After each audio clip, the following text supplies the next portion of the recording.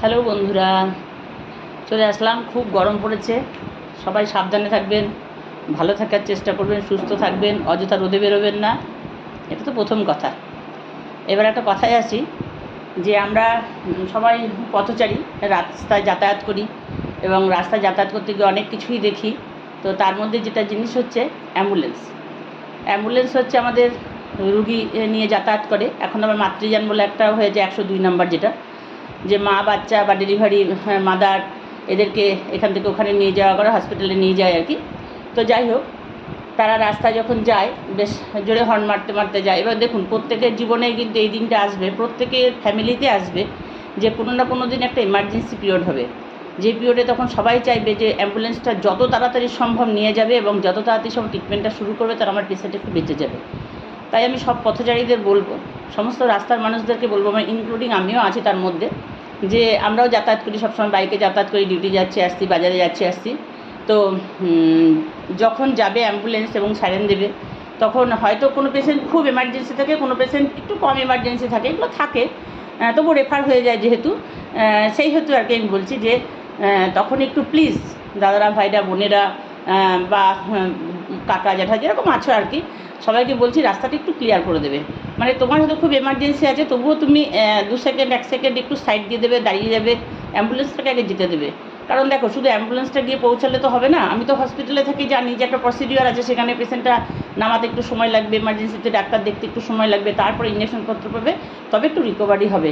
তাই যতটা আমাদের তরফ থেকে, প্রত্যেকের তরফ থেকে যদি 1 সেকেন্ড করে হয়, তাহলে একটা লম্বা রাস্তাতে একটা পেশেন্টের ক্ষেত্রে 5 মিনিট বা 1 মিনিট অনেকটা টাইম আর কি। 1 মিনিটে অনেক কিছু ঘটে যেতে পারে, কারো একটা প্রিয়জন চলে যেতে পারে, কারো একটা আর্লি মেম্বার চলে যেতে পারে, কারো একটা খুব কাছের লোক চলে যেতে পারে। মানে যাই হোক, আমরা যদি সবাই মিলে সবাইকে সহযোগিতা করি, দেখবে তোমার বেলাতেও সবাই কিন্তু সহযোগিতা করবে। এই মানসিকতাটা যদি থাকে, তাহলে আমার মনে হয় না যে তোমার বেলাকে উপকার করবে না। ভগবান কিন্তু নিজে আসেন না, ভগবান কারো মাধ্যম দিয়ে আসেন আর কি। কাজেই ভালো প্লাস পয়েন্ট সবসময় তুমি যদি ভাবো, ভালো লোকের জন্য ভাবো, তোমার ভালো নির্ঘাত হবেই হবে। আমি কোনো দিন নেগেটিভ ভাবিনি কারো সম্বন্ধে, বা নিজেরও ভাবি না কোনো সময় যে নেগেটিভ কিছু একটা আমার হতে পারে। যাই হোক, উপরবেলা যা লিখে দেবেন তাই হবে। তাই বলছি, রাস্তায় যারা চলাচল করো, আমার ভাইরা, বন্ধুরা, দাদারা এবং যে দিদি ভাইরা বা যারাই হোক, তাদের উদ্দেশ্যেই বলছি যে তোমরা প্লিজ যখন এই মাতৃযান বা 102 নম্বর অ্যাম্বুলেন্স বা যে কোনো অ্যাম্বুলেন্স যখন রাস্তায় যাবে, তখন তোমরা প্লিজ একটু রাস্তাটাকে সাইড হয়ে যাবে, রাস্তাটাকে ছেড়ে দেবে, যাতে তাদের যেতে একটু সুবিধা হয়। কারণ অ্যাম্বুলেন্সে যে চালাচ্ছে, সেও তো একটা ড্রাইভার, সেও তো একটা মানুষ, সে চাইবে না কাউকে অ্যাক্সিডেন্ট করুক। কিন্তু পেশেন্ট পার্টির একটা তাড়া থাকে পেছন দিক থেকে, ভাই একটু তাড়াতাড়ি নিয়ে চলো, একটু তাড়াতাড়ি নিয়ে গেলে আবার পেশেন্টটা বাঁচবে। বা কোনো গ্যাস্ট্রিক পেশেন্ট যাচ্ছে, সেই সময় হয়তো একটা অক্সিজেনের খুব প্রয়োজন ছিল, সেই মুহূর্তে পেশেন্টটা খারাপ হয়ে যাচ্ছে আস্তে আস্তে, কোনো একটা মাদারের ডেলিভারি হয়তো দেখা যাচ্ছে ঝাঁকুনিদের বেবিটা আউট হচ্ছে, তো একটা বাচ্চা পৃথিবীতে আসতে চলেছে, একটা শিশু, তাকে সবাই যদি মিলে আমরা সহযোগিতা করি, তাহলে সবার পক্ষে ভালো হবে। তোমার একদিন ভালো হবে, তাদের তো ভালো হবেই।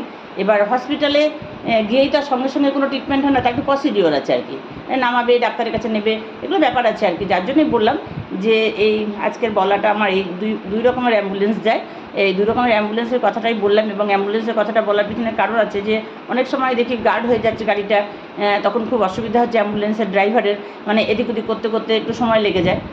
তাই সবাইকে বললাম আর কি যে কথাটা, যে তোমরা যদি সবাইকে উপকার করো, তোমারও একদিন এমন সিচুয়েশান আসতে পারে, তখন দেখা যাবে যে তুমিও সেই উপকারটা লোকের কাছ থেকে পাচ্ছ।